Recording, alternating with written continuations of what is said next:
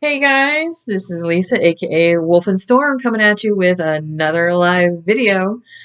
Now, I know I said that as soon as I finished listening to all the new Big Finish audios that I was going to have a review for you over the weekend, but things got a little crazy with the kids and doing homework, so that had to come first. But anyhow, doesn't matter because we're all here.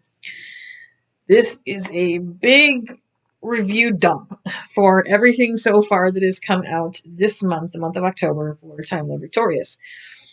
But before we get into that, please help me keep on keeping on by hitting that like button, smash that bell, give me some likes and subscribes so I can keep coming at you with this content.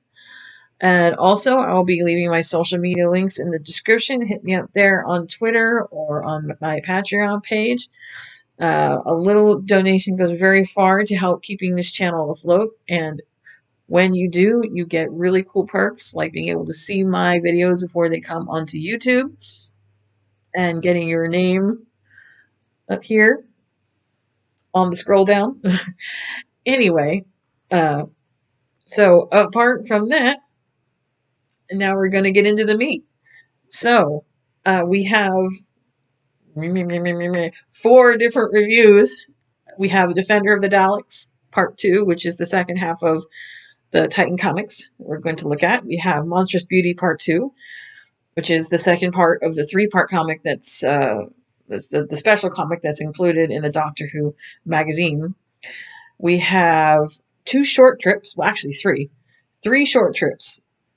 2 with the Master and 1 with the 8th Doctor. We have the Roger Delgado Master in a short trip called Master Thief. And we have a short trip with the Ainley Master called Lesser Evils. And then we have an 8th Doctor story, which sets him up for meeting Brian the Ood Assassin for the first time. And he kills me not. So all of these are little side stories that kind of lead into the bigger story. Now, I know I said I was also going to review The Night, the Fool, and the Dead. I'm still waiting for the book to show up. It should be here very soon, though. And as soon as it gets here and I finish reading it, I will definitely crack that sucker open and review it for you. That's for sure. Because I know that a lot of you guys have been saying, okay, we have all these disparate pieces of the story, but nothing seems to be bringing them together. It doesn't make sense. A lot of my fellow Doctor Who reviewers and enthusiasts are also having a hard time getting it to make sense. So, Rabbi, this is for you, because I have taken the time to figure it out myself. I know it doesn't make much sense.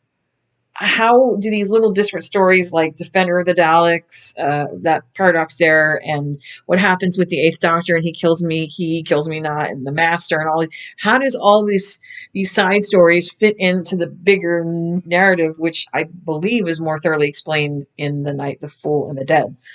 Well, this is my theory, and I think it makes sense. The Night, the Fool, and the Dead pretty much explains how this all started. In the original time frame, from having seen Waters of Mars, which I'm sure that you all have, so this should not be a spoiler, we know that at the end of Waters of Mars, when the Doctor changed history and saved Adelaide Brooke's life along with her friends from Boy Base 1, he wasn't supposed to do that. There was a fixed point in time. And because he did that, it irreparably altered the chain of events leading up to mankind's further exploration in space. Adelaide Brooke knew this was wrong. She knew that he was on a power trip, and she knew that it had to stop. He had declared himself the Time Lord Victorious, because he was a raging, spiraling, self-destructive mess at that point, which we all know.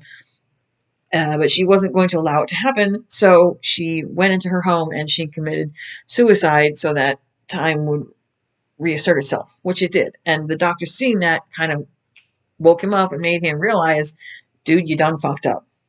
So, The Night, the Fool, and the Dead pretty much takes up right where that leaves off, except for one tiny difference. Instead of, she still does commit suicide to set the timelines right, but it doesn't have enough of an effect to change his mind. He's still As a matter of fact, I think it warps him even further. If you want a little bit of, well, just a little bit more information about the Night, the Fool, and the Dead, there is a really nice review article in the latest Doctor Who magazine if you want to take a look at it. But before I go any further, if you have not seen any of or read any of the stories or listened to any of the audios or read the book, this is definitely spoilers. So if you don't want to be spoiled, pause now. Okay. So from what I can tell, because of what he does, even though time reasserted itself when Adelaide Brooke committed suicide, in that little sliver of time where she was still alive, that tiny piece of time where she was still alive and time was out of whack, I think that's what caused all of the paradoxes to occur. And it occurred so badly and so deeply that it reverberated all the way back to the dark times. And that explains why the Ninth Doctor and Rose are caught up with the vampires in a place where they are not supposed to be. It explains why the Eighth Doctor, when he goes to visit a planet that he's been to before, does not look like it's supposed to. And things are missing. Not just missing, but like we're never there in the first place. Like entire time streams have shifted. It explains why in Defender of the Daleks, apparently now there's an entire time stream where the Time War never happened. So, yeah. I'm not sure why this particular paradox caused this, why this particular action caused this, but it was enough of a reverberation that it has created multiple alternate time streams to different occurrences. Basically, the development of an entire planet, the occurrence of an entire universal war, what happened in the Dark Times with the Great Vampires and the Time Lords. Well, this is before they were technically considered Time Lords, but still, the reverberations are catastrophic. So the paradoxes is just kind of like little side stories to basically just show to the audience just how bad the reverberations are for what the 10th Doctor has done, how bad the consequences have become. Because I know that after the Defender of the Daleks, that segues right into the 13th Doctor and then the 10th Doctor, going to another alternate time stream in which, from what I can tell, Rose Tyler has never met the Doctor. That's an upcoming comic, which I will also review once I get my hands on it. I don't particularly care for the 13th Doctor, but hey, it's the 10th Doctor and it's Rose. I'm there for that. So, yeah, I think that these little minor side stories is kind of like trying to get the audience to understand the consequences of the 10th Doctor's actions. The main meat is The Night, the Fool, and the Dead, and All Flesh is Grass. Those two books are the main meat. Everything else is like extra, basically. It's a bunch of paradoxes, alternate time streams, a whole bunch of shit that has resulted because he has fucked things up in a bad, bad way. Now, I don't know if it's necessarily just because of the paradox that he made happen with Adelaide Brooke, or if it's because of what he's doing with the Couture, or a combination of both. But I can tell you that what he's doing with the Couture can have serious consequences for the entire history of the universe.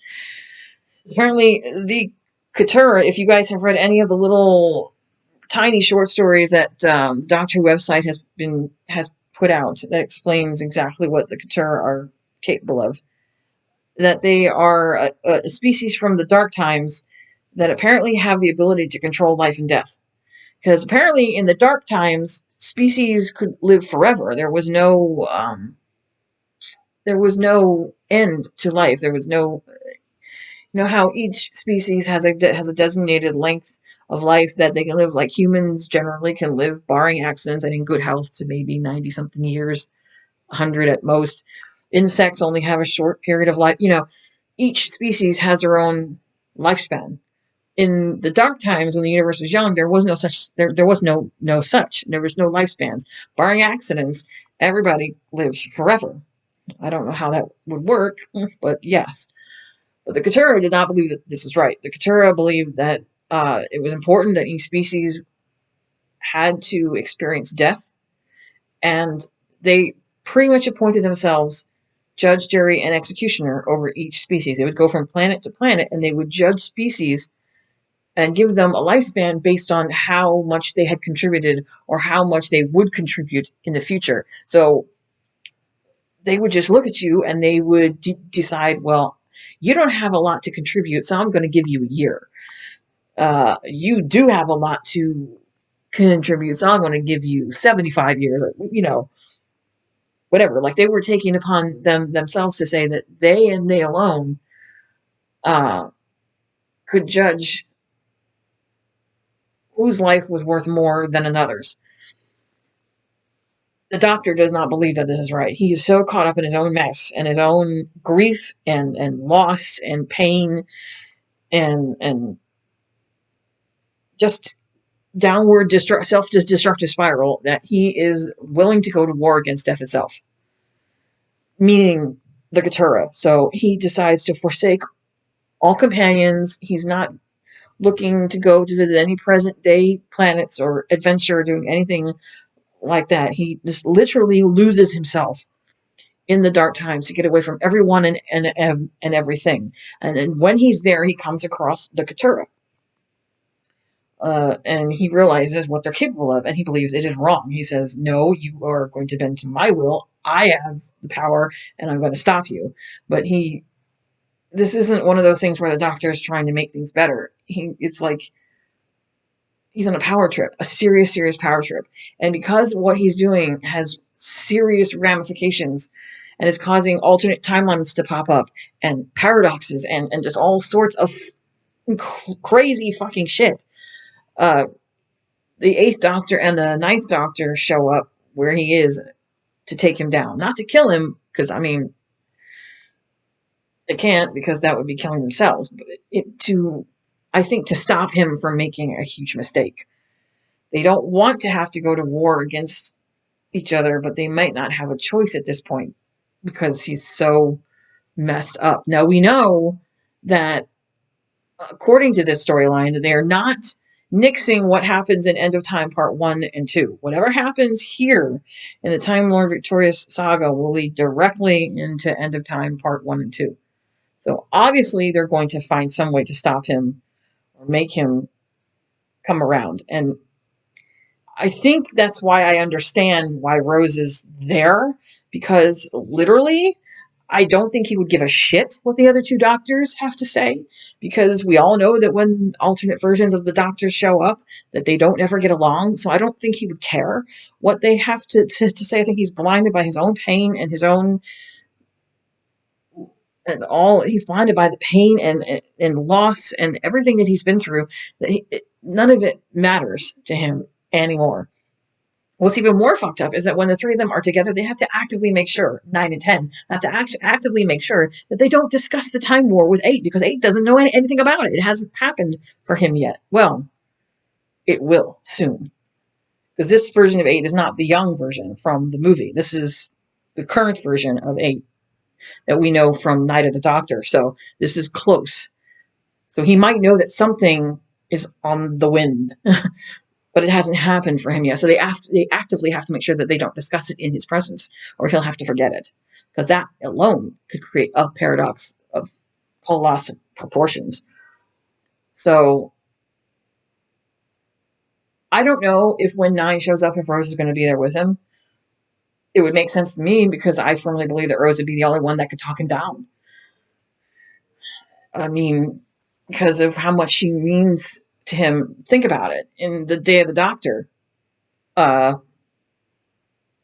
when they were, not being able to have this meeting of the minds about what to do with the moment, she was there.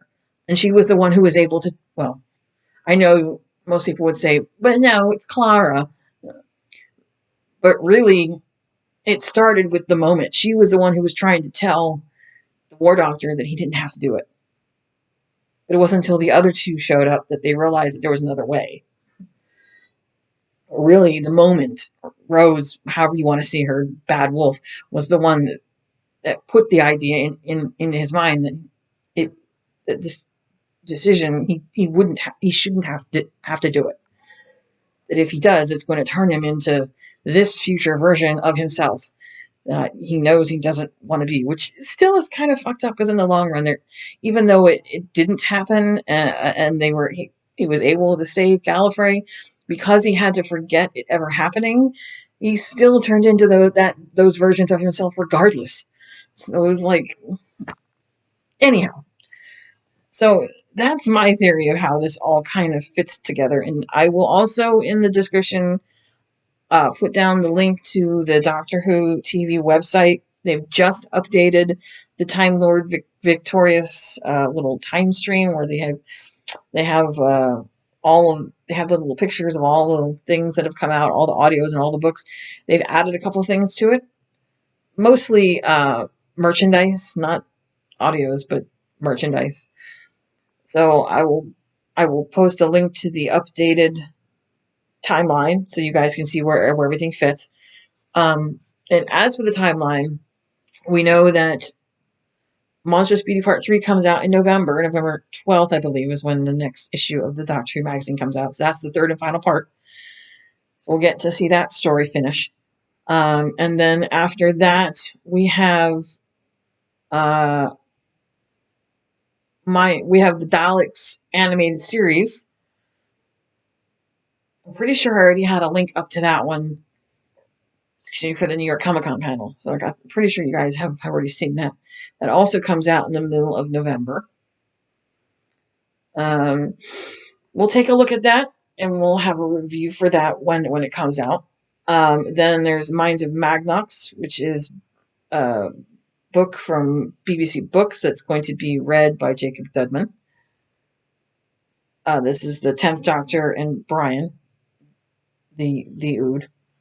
Then we're going to have the 8th Doctor / 10th Doctor combination story. They're not together, but they're in the same place, just different points in time. You have the 8th Doctor in Echoes of Extinction, and then you have the 10th Doctor who's in the same place, but later on in a different story. So we'll have that. And then we will have in March, they're going to release the last collector set. It will be Brian the Ood and Time Lord Victorious, David Tennant, 10th Doctor figures. And then after that, it will be Time Fracture. That's tentatively for March, depending on world situation. But yeah, we're kind of sailing along. So I know it seems confusing, but if you really just sit down and look at it, the stories that we've seen so far are just basically like consequences of the bigger action. I really think they should have released The Night, the Fool, and the Dead first, because that's how all this starts. And then release the other stories, because that would have explained, okay, it starts here, he's fucked up, and now here's all the consequences as a result of his actions. So now we're going into the reviews. The meat. Part 1.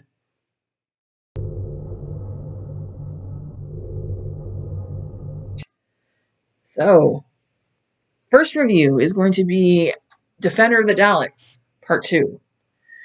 This was the other half of the Titan comic. There's only two parts. We already reviewed Part 1. Part 2 takes up right where the first part ended, where they're confronted with the Hound. And I have to say, it was a bit of a letdown. There were some parts that were decent, but for the most part, this kind of reinforces to me why, and I'm not trying to be like a sexist person here, because I am female. I have nothing against women in comics at all.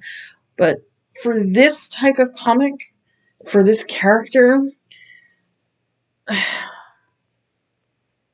color scheme just did it no favors.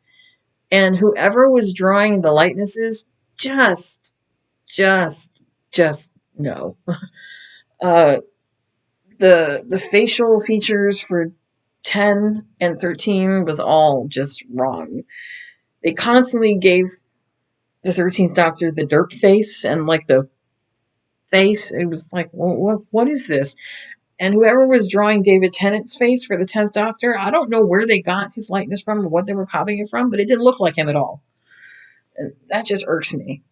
That just irks me to no end. If you're going to have a comic about the Doctor, at least find some references that are accurate. Um, he looked better in the first part. There was a couple pages where he was okay, but the majority, he just didn't quite look right. So the Han that threatens them at the beginning, they kill it. But the Doctor doesn't want to do that because he's starting to realize there's something about them that doesn't make sense. And he's the type that doesn't like to kill things, not without giving them a chance. So of course he's angry at the Dalek for killing it before they could, fix whatever the problem was, because he's picked up that he doesn't believe that they're attacking simply because they're evil or because they want to kill. He thinks there's another reason behind it, that there's something that he's not seeing. And throughout the course of the comic, he realizes that they're attacking because they're in pain. Apparently, as a species from the dark times, they are literally created feeling, they are born in pain. They live in pain and they die in pain. That's all they are, is just pain. So what they're doing is causing pain because they think that's all they know. It's not that they are evil per se, it's that it's literally all they know is pain. So in their mind, other species should feel pain because they feel pain, and for them it's a norm of life. He doesn't really believe they're evil. They're just trapped in a circumstance, and he wants to help them. But he has to convince the Dalek strategist to let him into the vault where all this super secret, nasty, Time War weapons are being kept. And when you finally see it, okay, I don't know, like, what they copied this from. I don't know if this was a drawing from whole cloth or if this was like a, if they sketched over another drawing, or if this was a trace. I don't know. But it seriously looked like the hibernation pods from the movie Alien. The initial, like the end scene where she defeats the alien and she goes to sleep in the hyperpod, in the hyperstasis chamber pod. That's what it looks like. So I don't know if they literally scalped a scene from Alien or not, but it didn't look like a weapons locker where some high tech, ultra secret, horrible Dalek planet killer weapon type things would be stored. But anyway, so uh, things happen, and he finally figures out how to save them. He manages to. Oh, another thing. Whoever was drawing the Hand attacking, come on. I know we can do better than that. I seriously know we can do better than that. They looked freaking ridiculous. If you're going to have a species that inspires fear in the Daleks who fear nothing, zero, not even the Time Lords, the drawings looked so stupid. It almost reminded me of the dregs from Orphan 55. You know how if you have some shadow, it looks a little bit better because it's partially hidden, but when you see them in the light of day, it's, I don't know what to say. It's like they were trying really hard in the first half, and then by the second half, they just kind of said, fuck it. And they just gave up. It looked really half-assed, and I feel sorry because it should have been better than that. But anyway, yeah, they just didn't seem very scary. They didn't seem like they were the type of species that would inspire fear. But by the end, he does manage to save them. And of course, because he is of no longer any use to the Daleks, of course the Daleks are going to kill him because the only reason they brought him there was uh, to help them. Now that he's done what he needs to do, they no longer need him. Of course, they're going to kill him, right? So he's trying to escape. And who should show up right at the end as he's stuck and has no way out but the 13th Doctor? No explanation how she got there. No explanation how she figured out where he was or when. She just boop, pops up out of nowhere. And she manages to rescue him from Skaro and takes him off in her, I believe, or takes him back to his TARDIS. And she goes back into hers, and they, disappear, go bye-bye. And I'm fairly certain that this leads into this next comic book team up between them where they go into the alternate timeline. Because she's not quite mentioning to him what's going on, but he's getting the feeling that something's not right. And I'm fairly certain that this storyline where it ends is going to pick up with them going into the alternate timeline. There's a new comic that's supposed to be coming out either next month or December where they meet up with an alternate version of Rose Tyler who's never met the Doctor before. I am so here for that mess. Definitely here for that shit. I don't really care about what the 13th Doctor says, but I can't get it out of my mind that he's going to have a Rose Tyler there who he's never met and who he's going to have to gain her trust, even though knowing how much she means to him. And yet he can't express that because she doesn't know who he is. She hasn't had those experiences with him. She doesn't feel for him the way he feels for her. And I can't even imagine what he'd be going through not being able to tell her everything that is in his heart that he's wanted to tell her. Because she just has no way to feel any of those emotions back to him. It's like, just constantly keep punching him in the face, right? Or, I don't know, maybe because she's an alternate version of Rose in that timeline, I don't know, maybe will destroy itself, that he'll feel like he can be more free to tell her. Because at the end of the day, her timeline's going to disappear, so at least maybe he can be honest with her and get some of those emotions off of his chest. I don't know. We'll see. We'll definitely see. All I know is if they have this opportunity and they don't take it to fix this shit, or at least to get him to say some things that he should have said before, with this one opportunity that he's going to get, that will be a missed opportunity indeed. All right, moving on to our next review. Number 2.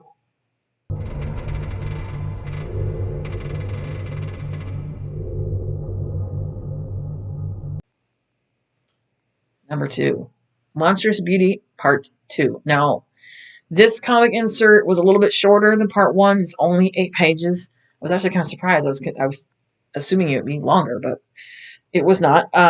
This basically takes up right from what happened at the end of the first one. We know that Rose is being attacked by the great vampires. The Doctor is still in the clutches of Rassilon, pre-Time Lord Rassilon, and she's about ready to kill him, and that older physician that he's made friends with, who's become his de facto companion, I guess. But the Doctor outsmarts her and manages to eject her and her compatriots from the ship that they're on. So they take off in the vessel, heading towards the Great Vampire ship. And literally, this ship literally looks like Dracula's fucking castle. No joke. It literally looks like Dracula's castle. So they get there, and the physician is warning him, are you sure you know what you're stepping into? Because these people, they don't play. If she's there, it's a good chance that they've either turned her or killed her. So you need to be careful because you might not make it out alive. He's determined. And so the physician is also determined to be by his side. So they go in there together, and they're sneaking around trying to find their way in, and they manage to find the main room, like this main area where all of the vampire slaves are. Basically, it's all the people that the vampires have conquered. They take them in, they turn them into vampires, but they're more like ghouls, really, because they have no real power, and they literally depend on whatever scraps of blood that the vampires give them in order to survive. They look emaciated. They're starving. I think they barely feed them. They give them like a small ration of blood a day based on how much they manage to work. So yeah, they're basically slaves. The doctor doesn't like it at all, but his first priority at this point is finding Rose. He's got to get her out. So unfortunately, they get caught by the vampire guards, and the doctor tries to reason with the lead guard, saying, do you really want to keep being under the control of the great vampires, or do you want to be a person again? I mean, come on. But that really doesn't sway him very much, and he's taken to uh, the laboratory where that elder gentleman vampire, the one who was introduced in the first part of the comic, is there, the one with he's bald and he's got beard, and we assume he's being taken in to meet with the three sisters, probably to be eaten because he's a completely new species. The Gallifreyans in the Dark Times hadn't become Time Lords yet, so his DNA is a little bit different from a normal Gallifreyan's because he's been exposed to the vortex. So when the elderly vampire sees him, he's like, "Ooh, a new meal." So he goes to take him into the sisters so they can suck him dry, and he's greeted with a shock of his life. The three sisters are dead. Completely dead. Like killed over, well, at least two of them are dead. I think one is about to die. She's like, uh, and she's terrified and dying, and she says something about, oh, the elderly vampire kills the physician who is with the doctor, which makes the doctor even more angry because there was no reason for that to happen. He did it just because he could. So when he goes in there to take the doctor to the sisters, the three sisters are killed over dead. One is in the throes of death.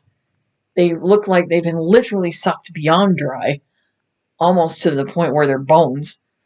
The one that's dying is saying that I've never tasted anything like this before. I don't know what she is, blah, blah, blah, blah. They're terrified, I guess, of Rose. And when the doctor looks towards the curtain, all you can hear is her voice and you see her shadow. And then she comes out of the shadow and she's attacking him. And she's not just a vampire. I think what they didn't realize was that Rose is a little bit more than human. And if this comic is doing what I think it's doing, it will finally confirm what I think a lot of fans have already suspected and have suspected for years, was that even though the doctor, wait, this is before that even happened. That hadn't happened yet. She's still traveling with the Ninth Doctor. Parting of the Ways hasn't moved. But she's been exposed to the vortex enough that it's probably somewhat altered her biology in tiny little ways. And then when she completely absorbed the vortex to save him at the end of Parting of the Ways, it really changed her.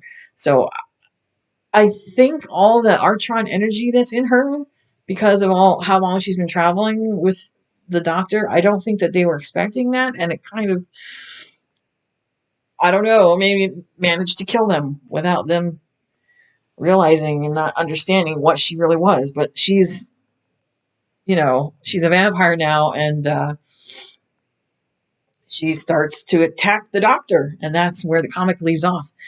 So part 3, I guess. Well, obviously he's going to save her, because if he didn't, we wouldn't have Rose the way that we have Rose now. So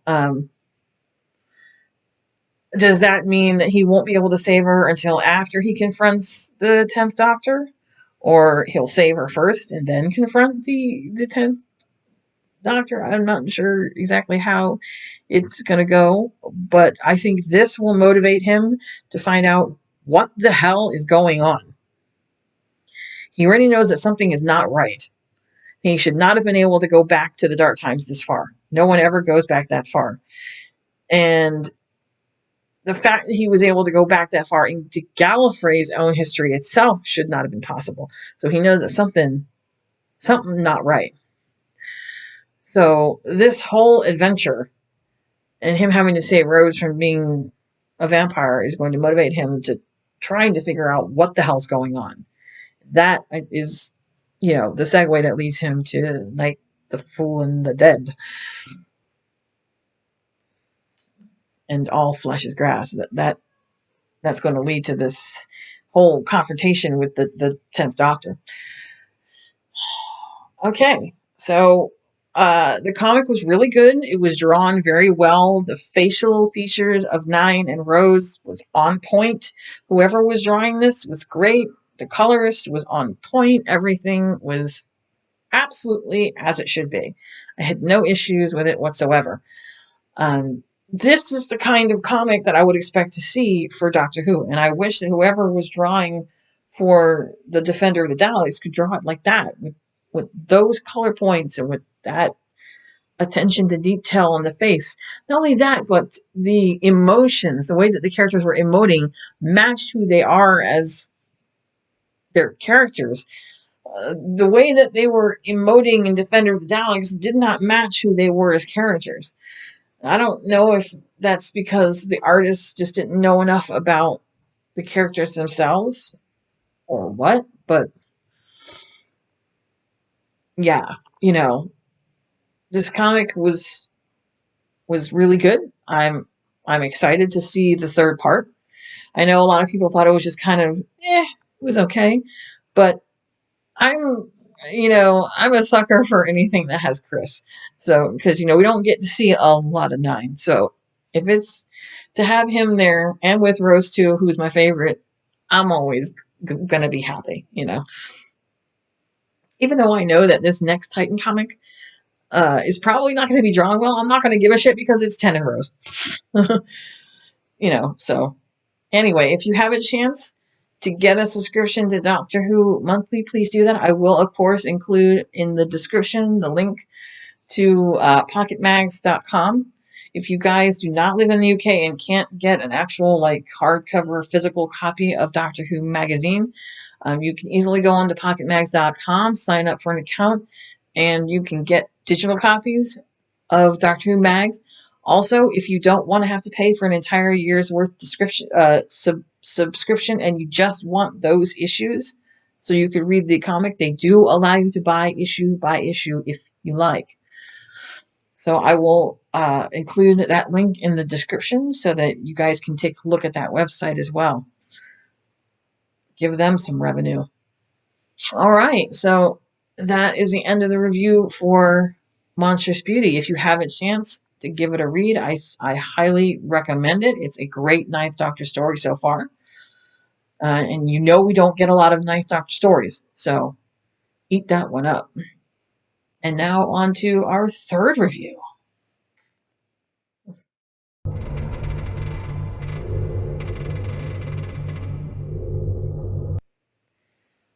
Okay, review number 3. These are, this is a double set, 2 short trips put out by Big Finish. First story is called Master Thief, and it stars exclusively the Roger Delgado Master. Now, obviously, we know it's not Roger Delgado providing the voice, as he's been dead for quite a few decades now. But the actor who is providing the voice is Doctor Who's own John Culshaw. He's very well known. He's like the master of 1,000 Doctor Who voices. He's done anywhere from Ainley Master, Delgado Master. He's like the master of the Tom Baker voiceover. If Tom Baker can't do it, you can count on John. He will do it. And he sounds very much like Tom Baker. He's been associated with the Doctor Whoverse for many years now. He's done a lot of Big Finish audio dramas. If you have a chance on YouTube, there's actually a video with him and Jacob Dudman as 11 recreating the discussion between the curator and the 11th Doctor at the end of Day of the Doctor, which is like so completely on point. Not only does John Colshaw play the fourth Doctor, he also plays the third Doctor, and he's one of the few people I've seen who's actually been able to manage to recreate not only the voice but the personality of the third Doctor, which is a difficult thing because John Pertwee was like a force to be reckoned with. So recreating that is not an easy task, but John does manage to pull it off, indeed. And of course, Jacob Dudman is in there doing the 11th Doctor. His recreation of the 11th Doctor is on point. The voice is perfect. He also does a version of the 10th Doctor in that story. It's not quite, but it's close. It's close.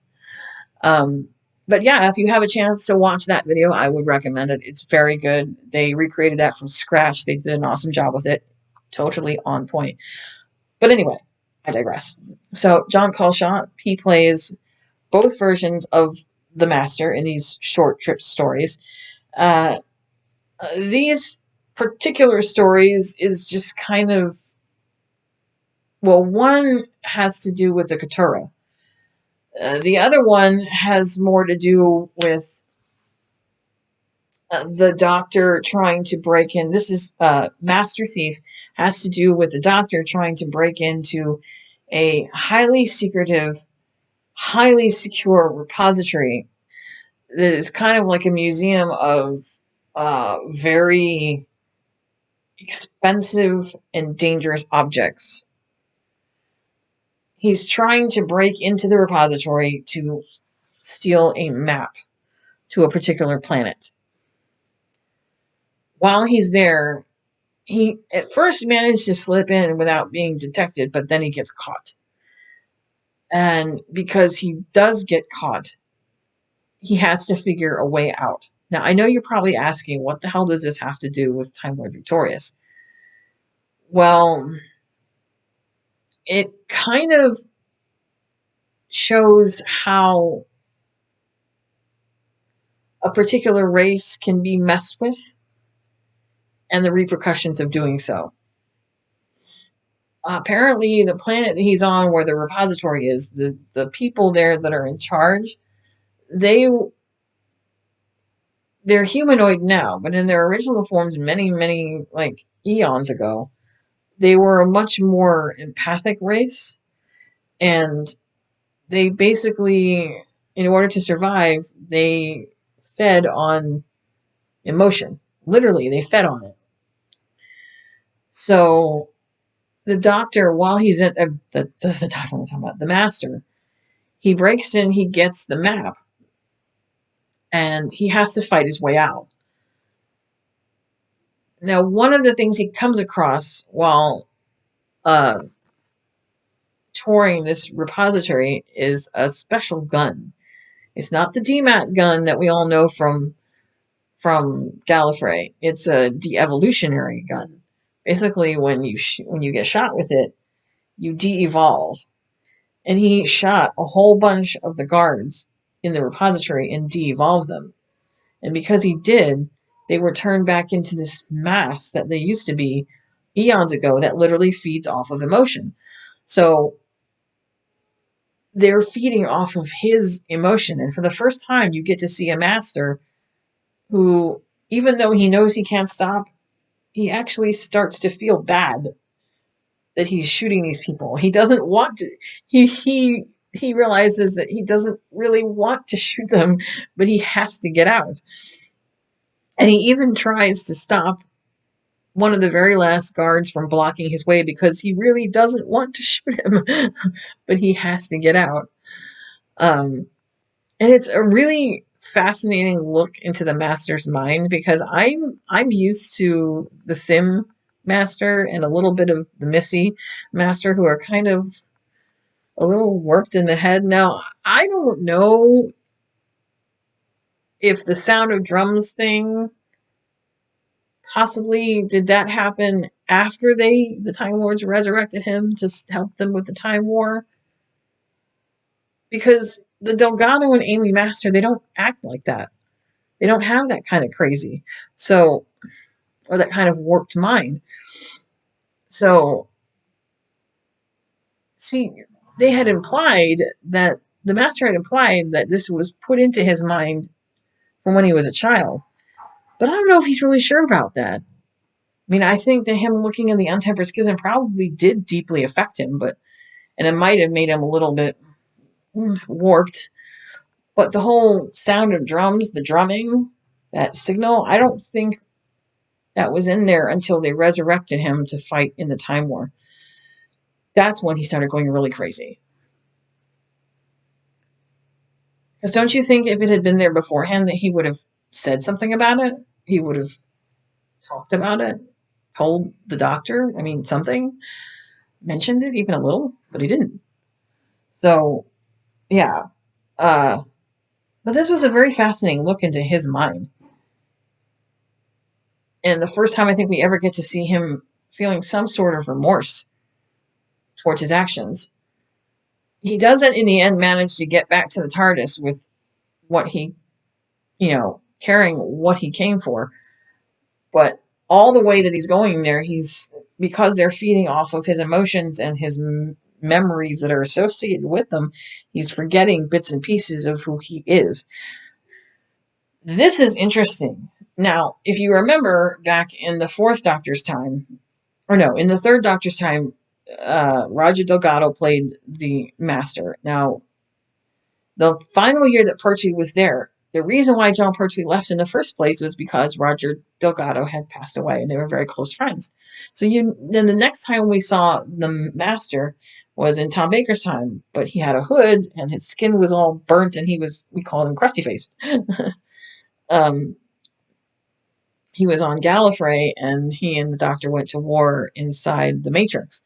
But he was all his face was always covered. He was crusty faced, and that was mostly because they just hadn't gotten around to recasting who the Master was going to be. So they just kind of gave that as an excuse.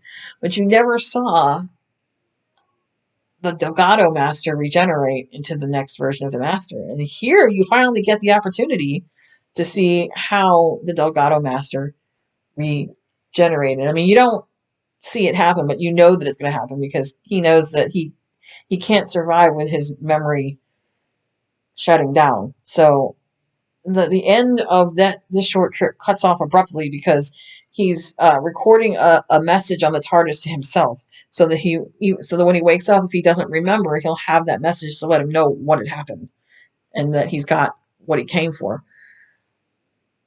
So it's fairly certain that at the end of this particular short trip, he regenerates. Who he regenerates into, whether it's Crusty Face or another version of himself, I'm not sure. But it's just an interesting look into his psyche. And also an interesting look into what happens when the Keturah think they know best. Because the Keturah were the ones that gave them this particular ability and that cut off that made them evolve from what they had been once into the humanoids that they are now. So it's a very, very interesting story. The next short trip is the Ainley Master, so I'm going to assume this takes place time frame 5th or 6th Doctor. And this version of the Master has been spending some time on a remote planet interacting with the life forms there. And while he's there, the Keturah show up to do what they always do. These life forms don't generally have a specific lifespan, and the Keturah are going to judge them.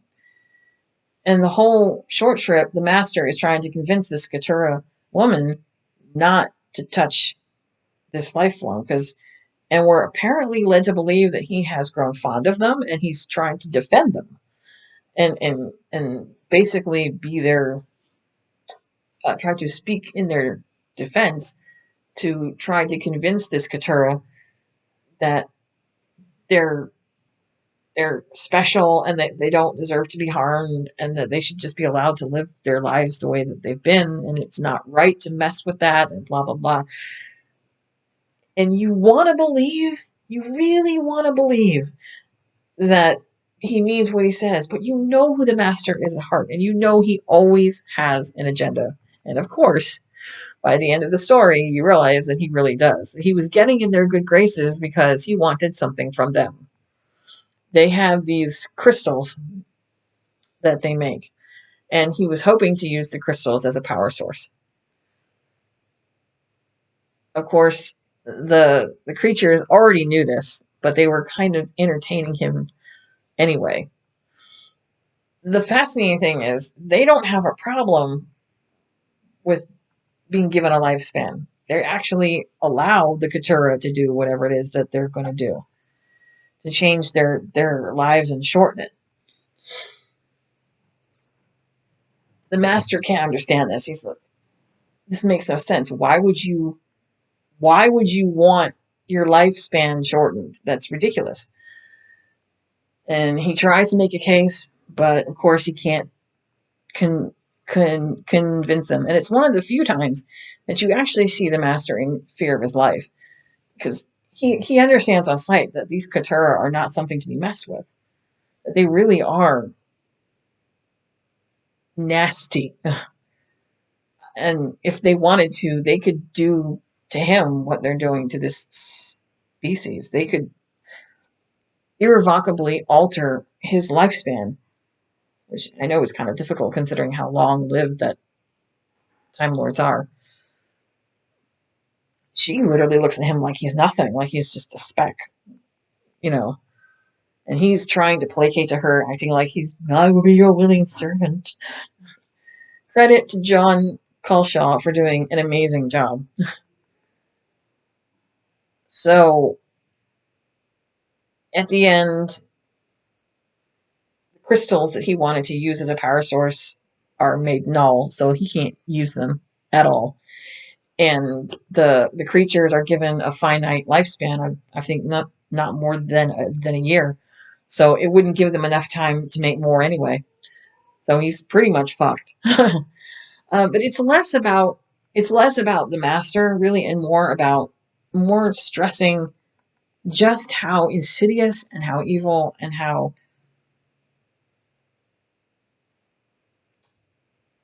difficult of a species to overcome the Katura are. I really think that these stories are trying to impress upon listeners just how sick, really sick the Katura are.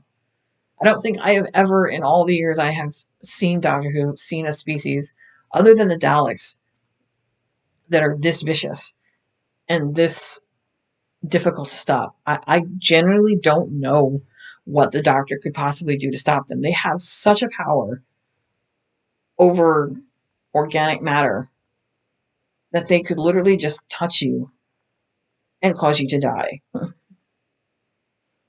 So I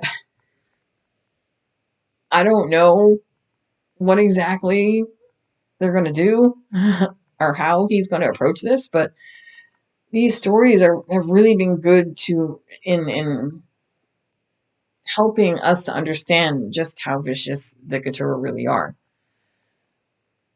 And that includes little short stories like the ones where on the Doctor Who website, where the Katura show up in these little off-world, these little tiny small towns on planets, and they just ravage the entire species there, not by physically hurting anybody, but just by touching them and saying, okay, your life is going to be a year long, or this one only has 3 hours left. And we're talking about people that have never known a lifespan, whose lives were perfectly happy, and they were peaceful, and they never hurt anybody, and now they only have 3 hours left to live. And they can't even fathom, what am I going to do? I have 3 hours left. What? And I would almost equate it to when the emotion inhibitors are shorted out on a Cyberman's armor, and that causes them to wake up and realize, and it causes the humans inside to realize what they've become. The doctor had said they see themselves now and they realize and they just went crazy. This is kind of the same thing. They have a lifespan. I have 3 hours left. I'm going to die. What the hell? What do I do? Oh my God. You know, that I think is more patently cruel than anything that any other race has done. And I know that the Daleks have done some horrible ass things, but this just seems worse because you're acting as judge, jury, and executioner. Like they they're acting like they're the ones that know best who should live and who should die. Like they're God. And that's just not right. All right. Part 4.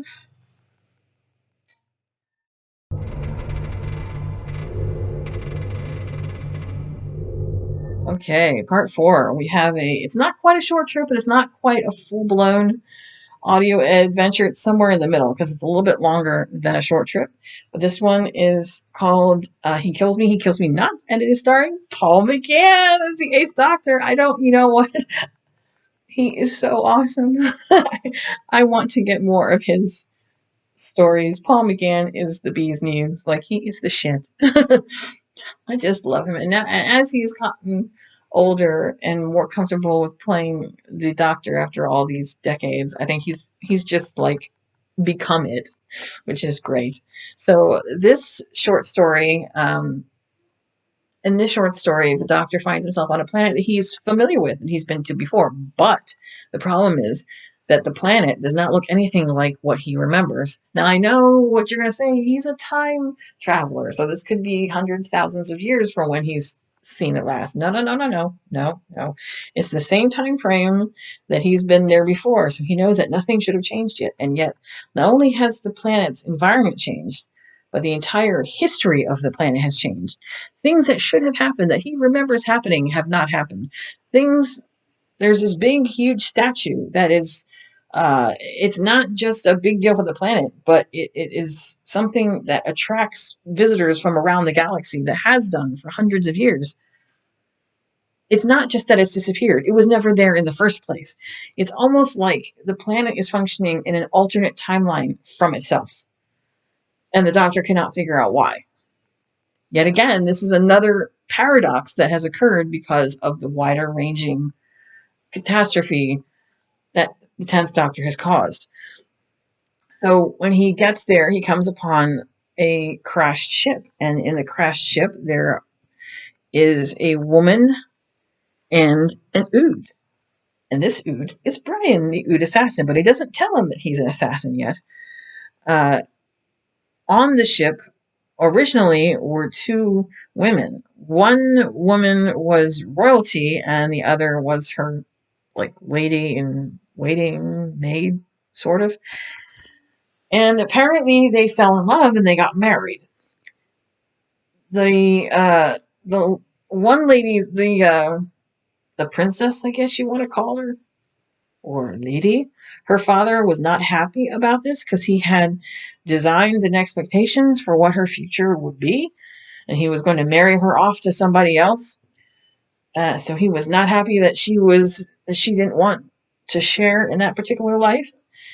And he was even less happy when she disappeared and ran off with the girlfriend. So he contracted Brian the Ood to find her, kill the wife, and drag her ass back home. So eventually Brian does catch up with them, but the ship that they're on, their transport to go back, crashes. And Princess makes her way to the town, and Brian with the girlfriend is stuck out there in the middle of nowhere, and they're the ones that come across the Eighth Doctor. Of course, they don't tell him what their actual situation is. I'm fairly certain that Brian's got her by ball point, Mr. Ball. So she can't tell him what's really going on and who Brian really is. So they fabricate the story, and the Doctor takes them to town, and Princess Girl is already there, and she's trying to tell her story to the sheriff, the female sheriff, and the barkeep, asking for their help. Now the barkeep's like, "Look, I don't want to deal with this shit. I don't want to have any trouble. There's a sign on the door that says we don't deal with anybody's trouble, so can you please get out?" But the sheriff isn't having any of it. She wants to help them out, so she wants to help this girl out because she knows that Brian is trying to find her. So the sheriff takes her down to the basement and hides her there. The doctor shows up with Brian and girlfriend. Well, first they go to the doctor to get patched up. He takes them there to get patched up. He leaves them there with the under the doctor's care, and he walks across the street to the bar, to the pub, saloon. This whole thing is kind of meant to be as sort of a Western type setting. Apparently, this planet, the way that the doctor remembers it, was a growing, glowing metropolis with cities and beautiful tropical plants, and everything was beautiful.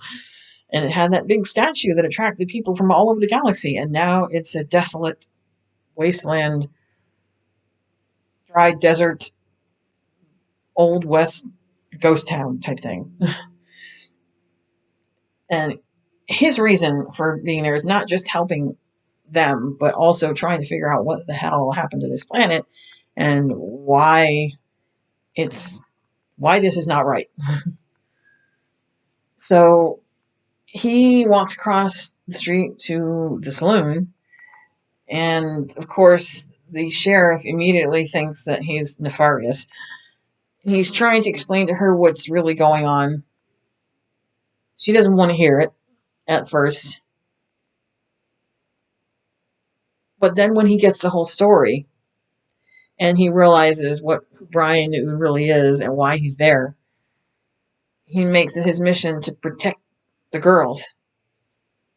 So Brian and girlfriend are coming across the street to the saloon, but wait, they have to make sure that Brian doesn't find Princess Chick. She's downstairs in the basement. So the doctor goes down there, or he's thrown down there by the sheriff, and they get into a conversation. Basically, this planet has two suns, and it's very, very hot. So everybody that wants to live on this planet has to wear some sort of bracelet or something that provides them a self-conditioned air pocket, like a self-air-conditioned air pocket that keeps them cool. Otherwise, they would probably pass out from all the heat. I find this weird because I know for a fact, and as a matter of fact, any Doctor Who fan knows for a fact, that Gallifrey has two suns. Twin suns, Gallifrey, and it's very desert-like on his planet, so you would think he'd be used to that, but anyhow. Um, so he's trying to talk to her to figure out what the whole situation is. And they wind up getting stuck there overnight, but he promises her that he will get them out. He will get them out. And a series of events occurs. Brian tries to kill her. The Eighth Doctor uses those bracelet things. He takes everybody's bracelets, that self-conditioned air pocket thing, and he jiggery pokes it and makes it so that it clones his face and his voice. So there's a whole bunch of Eighth Doctors, although all their personalities are different. Because think of that scene in Harry Potter and the Deathly Hallows when they all take the polyjuice potion to all look like Harry, but they look like him, but they act differently because they're all different people. This is kind of the same thing. It's a bunch of different versions of the Eighth Doctor, but they're all acting differently because they're all different people. It's very funny and it's very weird. So Brian can't figure out who's the real Doctor, and he's about ready to shoot them all. But the Doctor manages to overpower him, and he's able to stop Brian and to get him cuffed. So he takes Brian and the two girls back to the TARDIS, and he's going to drop them off wherever they feel like going. But Brian doesn't want to back down, and they get into a scuffle, and Brian accidentally gets tossed out the TARDIS doors while the TARDIS is in the vortex. And he's lost in the vortex. Now, normally this would be enough to kill a person. The only one that was able to survive was Jack, and that's literally only because he can't die. I don't know what the deal is with Brian, but somehow he's still alive because we already know that he's with the 10th Doctor, and he's going to be with the 10th Doctor in the Minds of Magnox, and I think he's also in Echoes of Extinction. So somehow he managed to survive a tumble in the time vortex somehow. But anyhow, he takes the girls where they want to go. They don't want to go home because they know that her father is not going to stop. So he takes them somewhere else. He takes them back to the planet where they actually manage to make friends with the few people that live there, and they seem to be happy there. It's a barren, desolate planet, and it looks like a desert, but they seem to be happy. So he, lets them stay there. And as he's leaving, thinking, well, that's another successful end to another adventure, he gets grabbed up by the Daleks. Now, you should know that at the end of Defender of the Daleks, the second Titan comic, at the very end, the very last scene, you see the Daleks saying, well, if we can't get the 10th Doctor's help, we'll just have to look for another. And there's a box, there's a graphic of the 8th Doctor's face. When I say 8th Doctor, I'm not talking about the older version from Night of the Doctor, I'm talking about the version from the movie. So they've decided that if they can't get the 10th Doctor to cooperate with them, although I don't know why they would still need him, because he's already done what they asked him to do. Now they're going to go after the 8th Doctor to get his help or whatever it is that they need.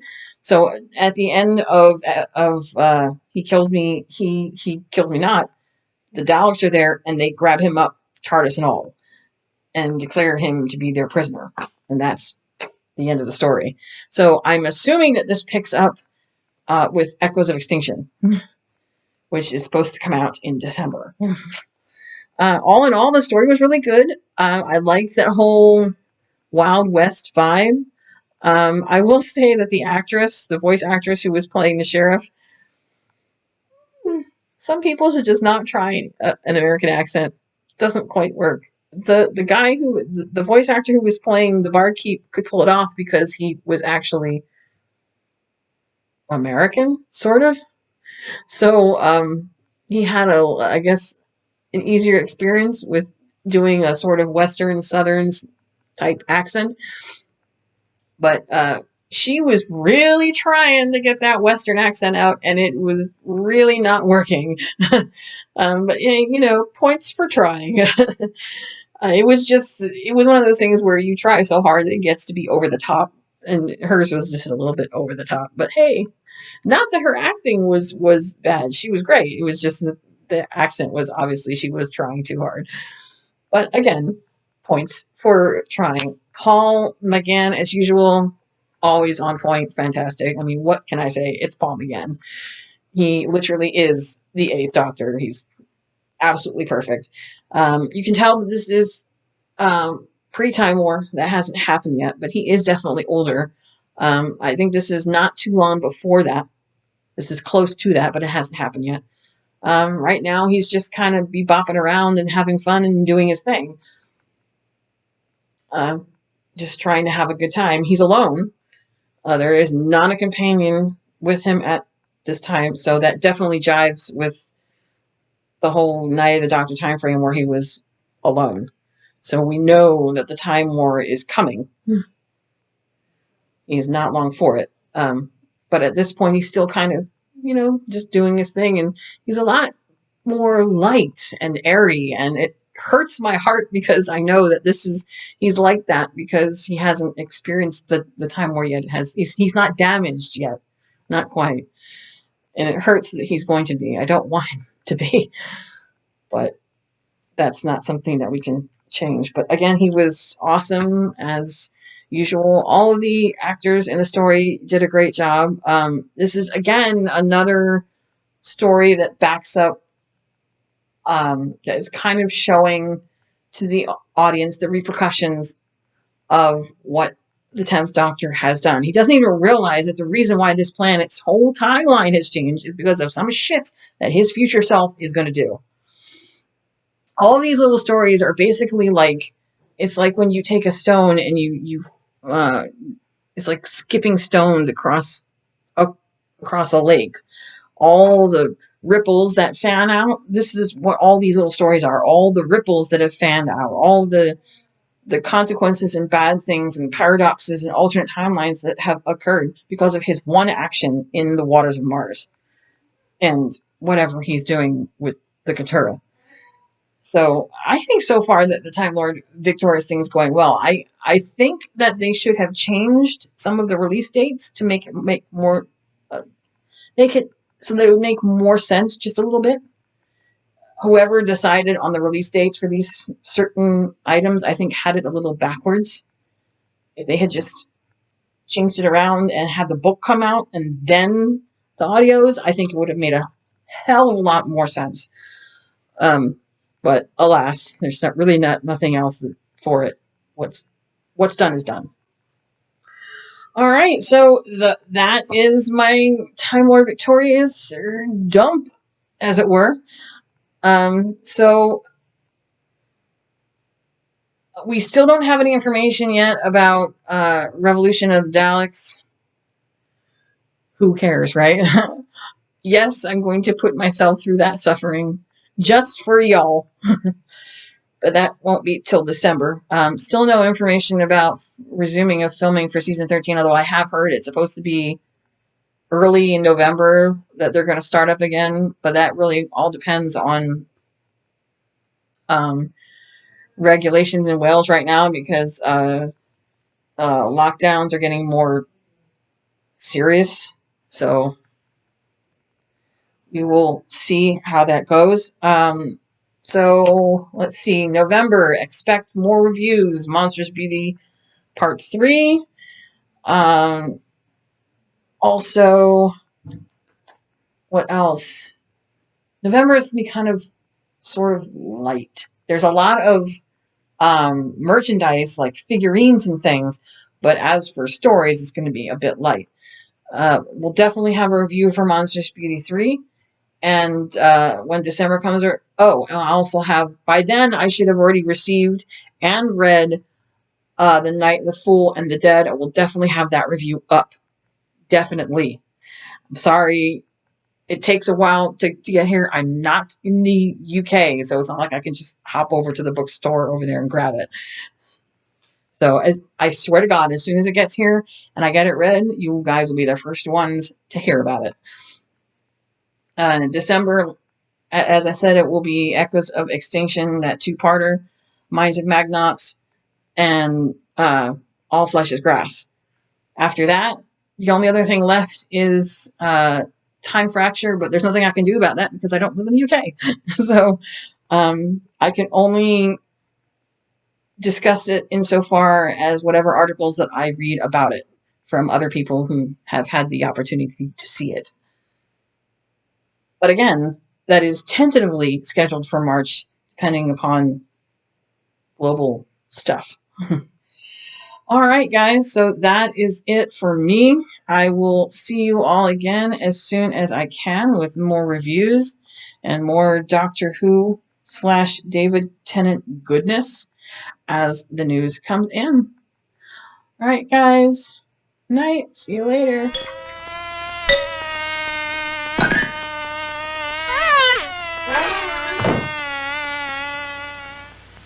Good night.